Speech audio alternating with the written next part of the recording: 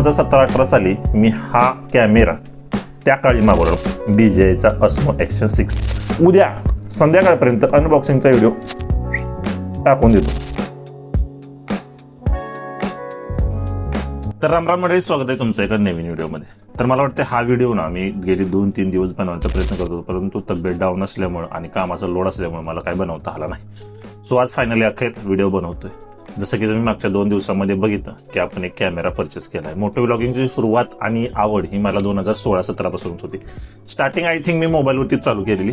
त्याच्यामध्ये जर असं म्हणाल तर मी ज्यावेळेस महाबळेश्वरला गेलेलो त्यावेळेस केळघर घाटामध्ये, केळघर घाट तुम्हाला माहितीच असलं की नाही, तर केळघर घाटामध्ये ना असं मोबाईल हातामध्ये घेऊन म्हणजे मित्र चालवत होता आणि मी घाटामध्ये शूटिंग केलं. त्यावेळेस बघायचो नाही का असं मुंबईकर निखिल वगैरे अशा व्यक्तींना मी बघितलेलं नाही का की मोटो व्लॉगिंग वगैरे करायचं. त्यामुळे असं वाटायचं नाही का आपण पण असं. त्याच्यानंतर मी 2016-17च्या आसपास मी एक कॅमेरा घेतलेला, तुम्हाला मी दाखवतो आता. हे असेल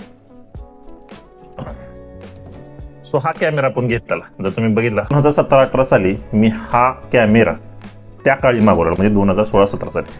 तर हा कॅमेरा जो होता तो Banggood.com वरून मागवला. कॅमेरा जरी चायनावरून मागवला असला ना तरी अजूनही चालू आहे. जसं की तुम्ही बघू शकता, हा पाहिजे असा वर्क करू शकतो. ह्याच्यावरती 4K वगैरे लय चांगला चालतो. बॅटरी बॅकअप अजूनही तेवढा आहे, परंतु ह्याच्यामध्ये स्टॅबिलायझेशन वगैरे नाही.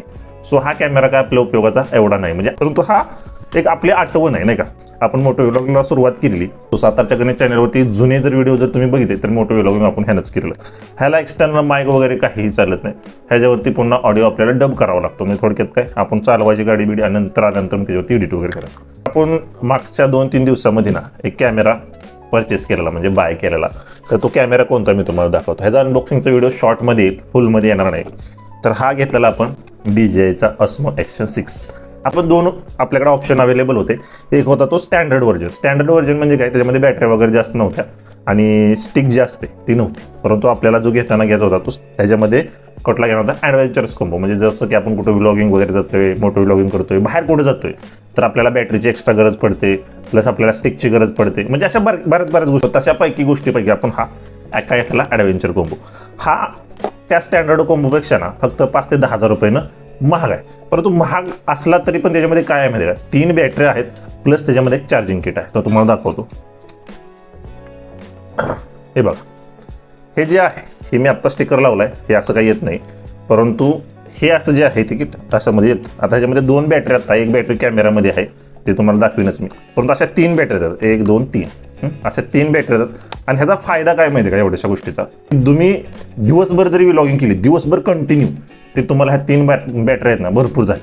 म्हणजे थोडक्यात काय, तुम्ही हातामध्ये ना पूर्ण दिवसाचा अख्खा डेली व्लॉग सेटअप जर असेल ना तर घेऊन जाऊ. एवढं दिवसभर कोण व्लॉगिंग करत नाही सहजासहजी, परंतु जर गरज असेल तर अशा बॅटरी बॅकअप असावेत नाही का. कुठं जर लॉंगला जात आहे आणि तर चार्जिंगची वगैरे सोय नसेल तर तुम्ही काढलं तरी चालतं. आता ह्याला Type-C आहे. Type-C म्हणजे काय, थोडक्यात Type-C to Type-C. आता ह्याचा फायदा आणखीन एक आहे की तुम्ही इथून डायरेक्टली काय करू शकता, इथं जोडलं आणि जर हा कॅमेऱ्याला जर तुम्ही ही जर पिन पुन्हा जी आहे ती मोबाईलला जोडली तर चार्जिंग शकता. आणि ही कॅमेऱ्याला जरी जोडली Type-C तरी तुम्ही कॅमेरा सुद्धा चार्जिंग करू शकता. तर ह्याचा फायदा एक आहे, म्हणजे तुम्हाला गरजच पडणार नाही चार्जिंगची वगैरे, कारण की 3 बॅटरी असतात. त्यामुळे 3 बॅटरी जर फुल केल्या तर तुम्ही 2-3 दिवस आरामशीर व्लॉगिंग वगैरे, मोठे व्लॉगिंग वगैरे करू शकता. सो याचा फायदा एक आहे. आणि घेतानाच मी हा ॲडव्हेंचरस कॉम्बो का घेतला तर मला आवडलेला. याच्यासाठी मी प्रतीक्षा केली जवळजवळ. तसं तर कॅमेरा घेण्यासाठी जसं की मी व्लॉगिंगमध्ये सांगितलं 5 ते 6 वर्ष मी वाट बघितली व्लॉगिंगसाठी, परंतु काय योग येत नव्हता. शेवटी धाडस केलं आणि घेतला. सो आता सपोर्ट पाहिजे तो तुमचा. ही झाली गोष्ट जुनी. आता हाच का कॅमेरा घेतला, आता माझ्या मित्राकडे होता GoPro 10 होता. तो घेतला ना मी, वापरला पण 1 महिना. त्याच्यासाठी मी भरपूर असं साहित्य पण घेतलं नाही का. हे साहित्य पण घेतलं. ओलांजीचं जे माउंट किट असतं ना कॅमेरा ठेवायचं ते घेतलं. त्याला आपण माईक वगैरे अडॅप्टर वगैरे करू. प्रोचं जे माईक अडॅप्टर आहे म्हणजे त्याच्यामध्ये पण एक्सटर्नल माईक बसवावं लागतो. सो एक असतं ते मीडिया किट आणि दुसरं असतं हे एक्सटर्नल माईक असतं. मीडिया किट तर लय महाग आहे, पण त्याच्यापेक्षा हे आहे. हे एवढंसं तुम्हाला जे वाटतंय GoProचं, हा ओरिजिनल माईक आहे. मी वापरला 2 दिवस लागले. परंतु पुन्हा त्याच्यानंतर त्याला कॅमेरा नेला मित्रांनो, आणि मित्राला कॅमेरा दिल्यामुळे आपल्याला वापरायला कॅमेरा नव्हता. आपण दुसरं कशाला वापरणार, परंतु आपण हे साहित्य घेतलं आहे असं ठेवलेलं आहे. सो जर कोणाला हे GoProचं जर माईक अडॅप्टर पाहिजे असेल तर नक्की सांगा, मला कमेंट करा आणि मी देऊन टाकेन. बाजारभावाच्या किमतीनं थोडंसं तुम्ही पण कमी करा, मी पण कमी करेन आणि तुम्हाला हे घेऊन जा. मी फक्त 2 दिवस वापरलाय. त्याच्याबरोबर ओलांजीचं जे माउंट किट आहे हे आहे असं आहे. ह्याच्यामध्ये सगळं असं आहे की हे ओलांजीचं किट आहे. हा कधी नवं कोर आहे, 2 दिवस 3 ते दिवस वापरला असेल बघा. हाय असं आहे सगळं. नवीन DJI 6 काय घेतला तर तुम्हाला मी एक सांगतो. ह्याच्यामध्ये विषय काय होता माहिती आहे का, क्रॉप सेन्सर आहे. क्रॉप सेन्सरचा फायदा काय सांगतो तुम्हाला. तुम्ही असं शूट करता का नाही तर तुम्हाला असा कॅमेरा करून शूट करायचा नाही. रीलसाठी तुम्हाला पर्सनली कॅमेरा असा करावा लागतो. पण DJI 6ला काय केलं, एवढं भारी इन्व्हेन्शन आहे की भविष्याच्या दृष्टीनं माणसाला काय लागणार आहे त्या गोष्टी केल्या. त्यांनी असाच कॅमेरा ठेवायचा, फक्त तुम्हाला क्रॉप सेन्सर येणार. क्रॉप म्हणजे काय, व्हिडिओ असा पण शूट होणार आणि असा उभा पण शूट होणार ॲट ए टाइम. मग तुम्ही एवढीच क्लिप जी उभी आहे ते फक्त एडिटिंगच्या वेळेस सरळ करायची आणि पुन्हा अशी लावायची. म्हणजे एकदम फायदा झाला आहे. जसं की आपण कॅपकटला वगैरे वापरतो 16:9 अशा रेशिओमध्ये असेल त्या टाईपमध्ये आपल्याला हा कॅमेरा सगळा. क्रॉप सेन्सर आहे, अपर्चर आहे महत्त्वाचं. तुम्ही ब्लरी व्हिडिओ आजपर्यंत मला वाटत नाही की कोणत्या ॲक्शन कॅमेऱ्याला ब्लरी व्हिडिओ तुम्ही करू शकता. जसं की DSLR SLR वगैरे झालं त्या टाईपमध्ये व्हिडिओ निघतात. प्लस नाईट विजन एवढा चांगला आहे ना. आता माझा एक व्हिडिओ मागे गेला होळीच्या दिवसाचा. नाईट विजनला तुम्हाला दिसेल अंधार, परंतु असा कॅमेरा बाप कॅमेरा आहे ना भाई, गरम होत नाही, अजिबात गरम होत नाही आणि बाप चालतो. सो आपल्याला भरपूर कंटेंट करायचे म्हणून लेट आहे म्हणतात ना, देर आहे दुरुस्त आहे. म्हणून आपण हा घेताना हा कॅमेरा घेतला. का घेतला, कसा घेतला हे मी ह्याच्यामागे लय भरपूर हिस्ट्री आहे, कारण की मला माहिती आहे. प्लस ह्याच्यामध्ये आणखीन काय विषय माहिती का, इनबिल्ट मेमरी आहे. इनबिल्ट कळलं तुम्हाला, जसं की मोबाईलमध्ये असतं मेमरी कार्ड टाकायचं समजा घरी राहिलं किंवा मेमरी कार्डच घरी नाही आणि तुमच्या बाकीच्या कॅमेऱ्यामध्ये कसं गोप्रोमध्ये मेमरी कार्ड टाकल्याशिवाय चालणार नाही.